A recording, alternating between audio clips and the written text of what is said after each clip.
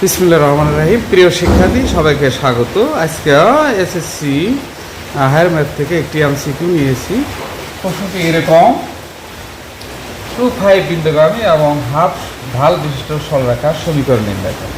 আমরা জানি সরলরেখার সমীকরণ y - y1 = m × x - x1। এখানে এটা হলো x1 আর হলো y1, আর ঢাল হলে তো তাহলে আমরা এখানে মান বসাই। y1 বলতে হলো 5, m হলো হাফ, x - x1 হলো এখানে 2, বা y এখানে গুণ দিই আর গুণন 5 × 10 ইকুয়াল হলো x হলো 2। বাম পাশে মাইনাস, ডান পাশে নিয়ে যাই, তাহলে হয়ে যাবে প্লাস, অর্থাৎ x 10 থেকে 2 বার তাহলে y x + 8। এটি হলো সরলরেখার সমীকরণ।